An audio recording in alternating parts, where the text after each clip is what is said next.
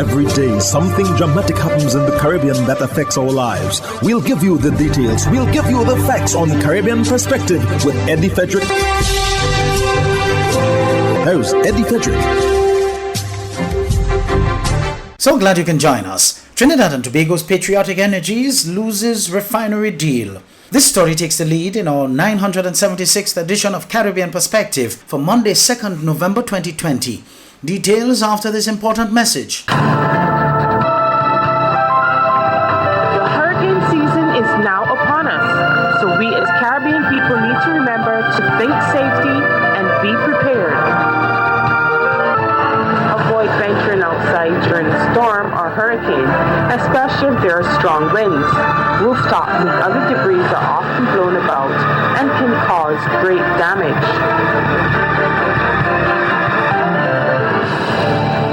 Welcome back. It's back to the drawing board. Patriotic Energies and Technologies Limited has lost the deal to acquire the Point-à-Pierre refinery, but the details surrounding why remain shrouded on non-disclosure agreements. TV6's Alicia Boucher has the details from a press conference called by the Energy Ministry to address the situation. Negotiations between Patriotic Energies and the state have been ongoing since the company owned by the Oilfields Workers Trade Union was selected as the preferred bidder to acquire the Point-à-Pierre refinery on September 20th, 2019. On October 29th of this year, Patriotic Energies submitted its final proposal with confidence that it was the seal on the deal attached to the October 31st deadline.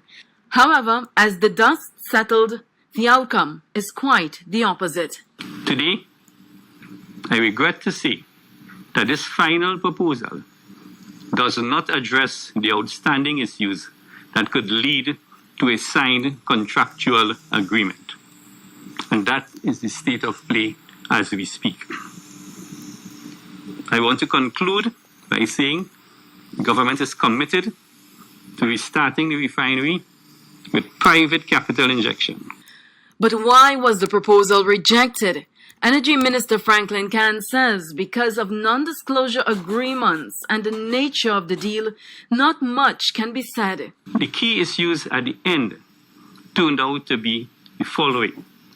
One, and these are the three key issues: the purchase price financing, two, the restart financing, and three, the issue of first priority lien on the asset. Can says the restarting of the refinery would serve the country well economically, as well as in relation to employment and GDP. You mentioned, private capital being injected into the refinery. Where is this private capital coming from? What is going to be the procedure to get private capital into the refinery to restart it? Well, I would say at this point in time that the government will now be in a position to consider its options. And we'll have some discussions among the government and the cabinet as to what these options are. And the population will be informed as soon as it's possible when we have greater clarity on this matter. Minister Can says if Patriotic Energies reissues an offer that addresses the shortcoming in the last proposal, it's also an option that could be considered. Although the refinery doesn't automatically fall to bidders who were next in line previously, there are people who were invited to bid in the final round. 3 submitted bid: Patriotic, a company called Clash, and a company called Beowulf. Contacted for a response, Patriotic Energies says it would be addressing the matter at a news conference at 10 a.m. on Sunday, November 1st. Alicia Boucher, TV6 News. A grim picture is being painted by Jamaica's health ministry with a possible triple threat to the health sector of dengue, COVID-19 and the flu. TVJ's Ocean Masters tells us more. With the recent heavy rains island-wide and more expected this weekend, concern is being raised about the increase in the population of the Aedes aegypti mosquito. Speaking at Thursday's COVID Conversations, Health Minister Dr. Christopher Tufton says based on a recent model done by his ministry, trouble is on the horizon if personal measures are not taken. He says it could also hamper the fight against COVID-19 if it is compounded with a flu and dengue outbreak as well. If we are complacent, in addition to our COVID-19 cases, we could have, I am told by the experts, more than 300 dengue cases and 3 to 5 dengue deaths each week. Last year, the island recorded 88 dengue-related deaths. That is almost double the confirmed deaths for the disease in 2018. According to Acting Chief Medical Officer Dr. Karen Webster Carr, the health sector could be in trouble if there's a similar dengue outbreak this year.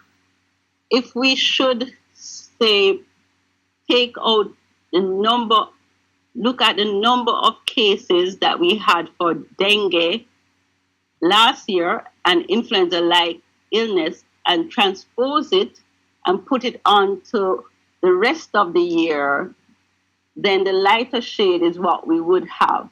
And this would mean significant challenges on the health system with more admissions and more deaths. Project manager for the Enhanced Dengue Program, Everton Baker, says efforts have been increased to identify and disturb the breeding sites for the Aedes aegypti mosquitoes. In fact, we have done 1.9 million visits.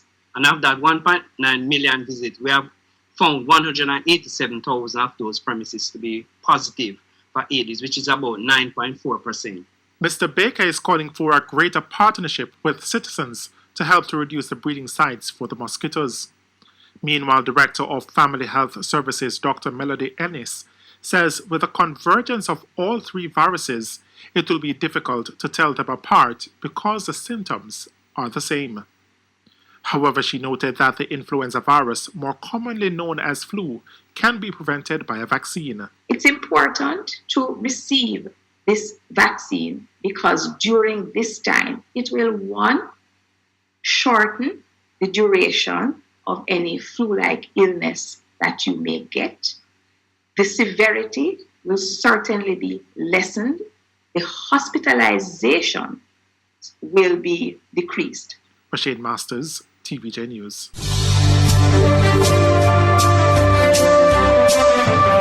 You're listening to Caribbean Perspective with Eddie Frederick.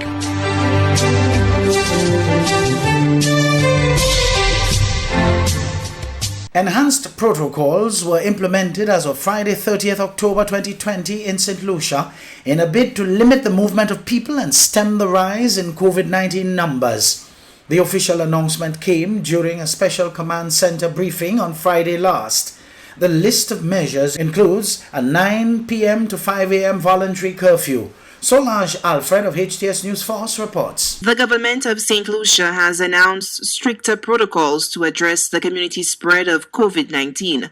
The laundry list of advanced protocols includes a massive scaling down of social activities.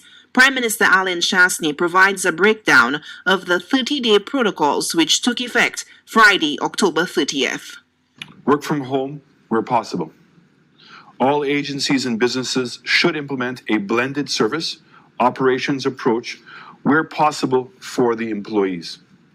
The approach should allow for the functioning of all services and operations utilizing online platforms and standard health protocol where feasible.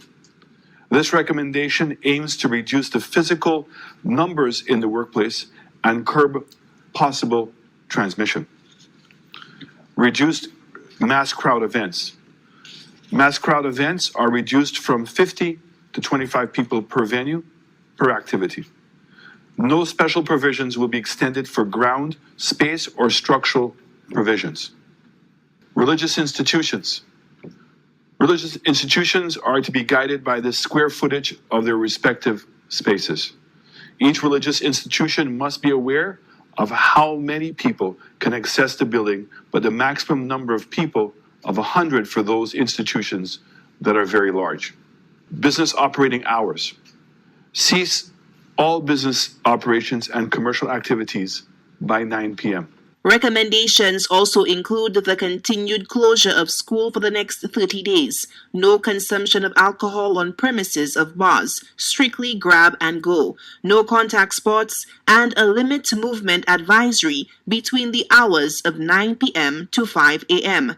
Deputy Commissioner of Police Milton Daisy says that despite the voluntary curfew, law enforcement reserves the right to stop and question persons not adhering to the recommendations. We would allow persons to police themselves. However, there may be instances where the police have to act, and we will act. We would be out there. We would be looking at a situation. Every situation would differ. You may have someone who is working late at night. These persons would be allowed to traverse the area and so on. So it is not a matter of having fixed sanctions, but it's more or less police using their discretion whilst on the road and doing it. And as I said, we rely a lot on individual responsibility.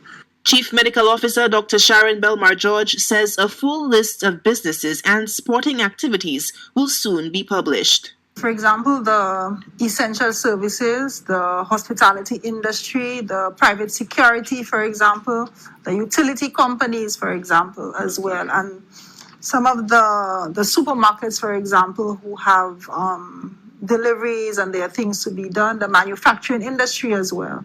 So there are some services which need to continue after that hour. They will be facilitated. Because at this point, as much as possible, we're trying to allow services that need to happen. But for the non-essential social activities, where we have groups of persons, these are the activities that we are trying to curtail at this point. The next 30 days will be of critical importance for health officials as they race to curtail the growing number of cases. All St. Lucians are urged to play their part and take personal responsibility for the health and well-being of their loved ones. Solange Alfred, HTS News Force. In the meantime, Solange Alfred tells us the home of the leader of the opposition, Philip J. Pierre, was targeted by armed bandits in the wee hours of Friday, October 30th, 2020. The break-in punctuates a week which saw the raid on a small community shop in Cicerone and a brazen attack on the GIS studios. No place seems out of bounds for barefaced criminals.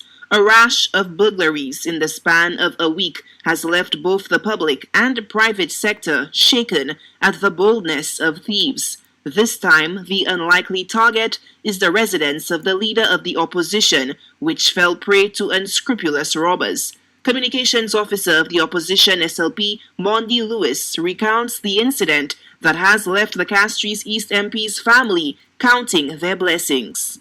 The home of political leader Honorable Philip J. Pierre was burglarized by two armed assailants. Fortunately, the family was not physically hurt. However, they are deeply traumatized by this brazen attack of their home. CCTV footage shows the two armed robbers attempting to gain entry into the home of the opposition leader. One of the men's face can be clearly seen in the video, while the other bandits' features are covered. Lewis says the Royal St. Lucia Police Force is investigating the matter. The matter is now an ongoing investigation by the Royal St. Lucia Police Force. We are asking St. Lucians to remain vigilant and also to keep Honorable Pierre and his family in their thoughts and prayers, especially during these troubled times.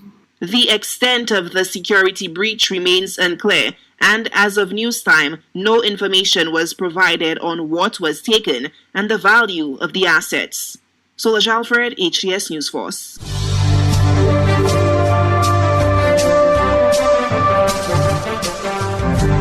I am Eddie Frederick. This has been Caribbean Perspective, a whole new approach to highlighting developments in the Caribbean. In the meantime, please continue to log on to CaribbeanPerspective.com for more daily news and more.